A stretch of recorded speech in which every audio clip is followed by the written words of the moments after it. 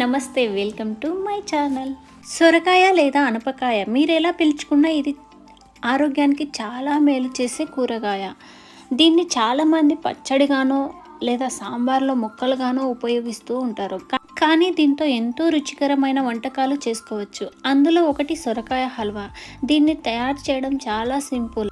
ఇందుకోసం లేత సొరకాయను తీసుకొని ఈ సొరకాయలోని విత్తనాలని తీసేసి సొరకాయని ఇలా సన్నగా తురుముకోవాలి. ఇలా తురుముకున్న ఈ సొరకాయను ఒకసారి వాటర్లో యాడ్ చేసి క్లీన్గా వాష్ చేసుకొని తర్వాత వాటర్ అనేవి ఏవీ లేకుండా మనం ఈ సొరకాయను సపరేట్ చేసుకోవాలి. సొరకాయలో నీరు అలాగే పీచు పదార్థాలు అధికంగా ఉంటాయి. దీన్ని తినడం వల్ల డీహైడ్రేషన్ సమస్య దరిచేరదు. ఇలా క్లీన్ చేసుకున్న సొరకాయ తురుము పక్కన పెట్టేసుకొని ఇప్పుడు ఒక ప్యాన్ తీసుకొని ఇందులోకి ఒక 2 టేబుల్ స్పూన్ల నెయ్యిని యాడ్ చేసుకోవాలి. ఇలా నెయ్యి కొద్దిగా ఫ్రై అయిన తర్వాత మనం ముందుగా తురిమి పెట్టుకున్న సొరకాయ తురుమును యాడ్ చేసుకొని దీన్ని కంటిన్యూస్గా కలుపుతూ ఉండాలి, లేదంటే అడుగు అంటేస్తుంది. ఈ సొరకాయలోని వాటర్ మొత్తం ఇంకిపోయే వరకు మనం వీటిని ఫ్రై చేయాలి. ఈ సొరకాయలో ఐరన్, పొటాషియం, విటమిన్స్ అధికంగా ఉండటం వల్ల నిద్ర పట్టని వాళ్ళు సొరకాయను రోజు తీసుకోవడం అలవాటు చేసుకుంటే మంచిగా నిద్ర పడుతుంది. అలాగే ఎసిడిటీ సమస్య ఉన్నవారికి ఇది ఒక చక్కటి ఔషధంలాగా పనిచేస్తుంది. అలాగే హై బీపీ ఉన్నవారికి సొరకాయ చాలా మేలు చేస్తుంది. గుండె ఆరోగ్యానికి అలాగే బరువు తగ్గేందుకు కూడా సొరకాయ చాలా సహకరిస్తుంది. ఇలా సొరకాయలోని వాటర్ మొత్తం పోయిన తర్వాత 1 కప్పు పాలను మనం యాడ్ చేసుకోవాలి. ఇలా పాలు యాడ్ చేసిన తర్వాత ఈ పాలన్నీ కూడా మనం ఎగిరిపోయే వరకు వెయిట్ చేయాలి.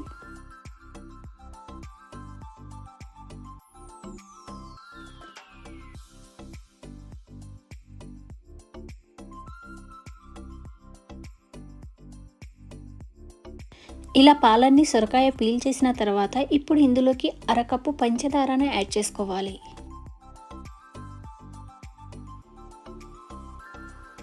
ఈ పంచదార ప్లేస్లో మీరు బెల్లం కూడా యూజ్ చేసుకోవచ్చు. సేమ్ క్వాంటిటీలో బెల్లం కూడా తీసుకొని మనం ఈ హల్వా అనేది ప్రిపేర్ చేసుకోవచ్చు. ఇలా పంచదార యాడ్ చేసిన తర్వాత ఒకసారి బాగా కలుపుకుంటే ఈ సొరకాయ నుండి మళ్ళీ వాటర్ అనేది రిలీజ్ అవుతూ ఉంటుంది. ఈ వాటర్ మొత్తం మళ్ళీ ఎగిరిపోయే వరకు మనం వెయిట్ చేయాలి.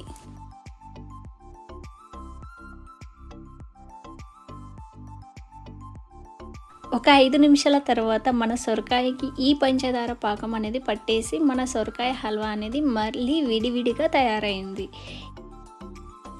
ఇప్పుడు ఈ స్టేజ్లో మీకు ఇష్టం అనుకుంటే కొద్దిగా ఫుడ్ కలర్ యాడ్ చేసుకోండి, లేదనుకుంటే స్కిప్ చేయవచ్చు.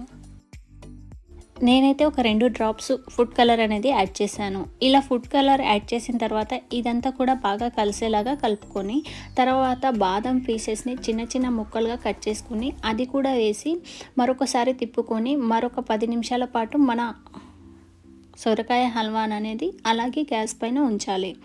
ఆ తర్వాత కొద్దిగా నెయ్యి అలాగే ఇలాచీ పౌడర్ యాడ్ చేసుకోవాలి. ఇక్కడ వీడియో క్లిప్ మిస్ అయింది, అందువల్ల చూపించలేకపోతున్నాం.